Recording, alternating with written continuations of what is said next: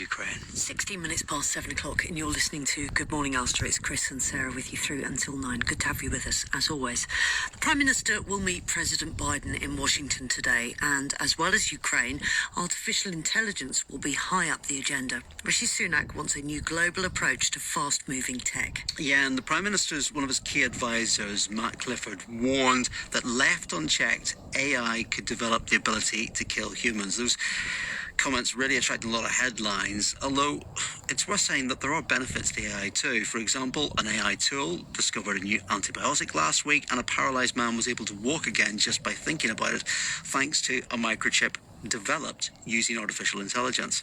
Dan Sodergren is with us, who's a tech futurist and an AI specialist. Dan, great to have you with us. I mean, I think if you were being even-handed about it, you would say the future with AI is very exciting, but it's very uncertain. Well, I think, that uncertainty comes because of the speed that AI has taken, I won't say taken over the world, but certainly taken over some of the thinking around the world. I mean, you've got to remember, the telephone took 72 years to get to 100 million people. AI took 100 days. So that's the difference in speed. You know, I'm a marketing person myself. I've got 25 years experience, 15 years in digital marketing. But even I'm launching an AI marketing course now. Obviously, other courses are available, www.aimarketing.co.uk, but course.co.uk. But the point being is, obviously, the reason why I mention that is now everybody using AI and other things like it can now have almost degree level capacities which they didn't have before, and that's why everyone's so excited about AI. The politicians, of course, have got to realise that AI is already here. I don't think it's here to the extent that the sensationalist headlines are saying. This is a tremendously productive tool for people to use, but we have to start thinking about guardrails as well for the future.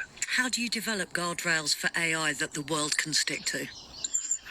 Well, this is going to be one of the biggest things they're talking about. So hopefully they've got clever, people around the table, which aren't just tech people. I mean, Demis Havelis, who's from the UK, he sold his company, Deep Martin, to Google. Hopefully he's got some British interests still at heart. But hopefully there are other people like philosophers and sociologists and economists that are sitting around the table, not just tech people. Because if we allow the tech people to regulate themselves, I'm not 100% sure that they'll be able to do that. But one of the reasons being, of course, is that, it's not really known for massive companies that are powerful to regulate themselves particularly well. And look at AI. If you imagine AI is a bit like electricity is potentially very dangerous. Well, what the government's got to start looking at is what happens in the future when only a couple of companies own all the electricity.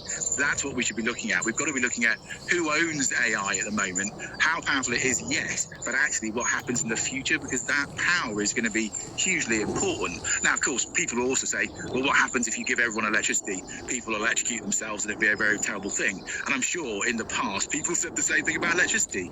We've got to stop this rhetoric, though, that AI is going to become sentient and kill us all. It's actually much more likely that if it did become sentient, it actually most probably would think killing us would be a bit silly and a bit trite. It's most probably not going to have the pettiness of a human being. Let's be fair. But as you say, depending on who is holding the reins and how it is developed and how widely it is developed, given that it will be everywhere, it reminds me of that Jurassic World quote. We were so busy thinking that we didn't care whether or not we should, or think about whether or not we should.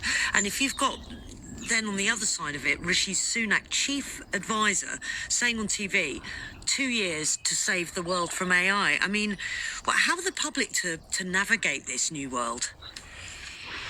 Well, I think we've got to do so carefully and deliberately, but also this is stuff that's above us as well. If you're saying that that classic quote from Jurassic Park, I don't think they've created the dinosaurs yet. I don't think we have Tyrannosaurus Rex running through the parks as we speak. But you've got to remember, it's about how much backing they gave. Demis and other people talked about this from an ethical point of view 10 years ago. I was right there when they did, and they said the government had to start looking at ethically 10 years ago. They also said the government needed to start funding it 10 years ago. Now, the government gave something like 10 million quid to try to create its own supercomputer. And Rishi Sunak saying that they're ahead of the game. They're not. Microsoft gave 1,000 times more just to OpenAI when they put 10 billion pounds in. China's been doing this with companies like Huawei for the last decade or so. AI potential around the world is much bigger than the UK. Obviously, the UK has been brilliant at it. We've got Oxford and Cambridge. We've got amazing minds like Demis that have been created over the last 20 years. We created the first computer. We helped create the internet. Yes, but we are well behind when it comes to AI. So it does make me me smile that the Prime Minister believes that he can go over and regulate what the Americans will do. I have a feeling they might not listen to him as much as perhaps he thinks they could. Dan, it's really good to talk to you. Thank you very much. Dan Sodergren, who's a tech futurist and AI specialist. Rishi Sunak, of course, meeting President Joe Biden for bilateral talks. Up there right at the top of the agenda will be AI.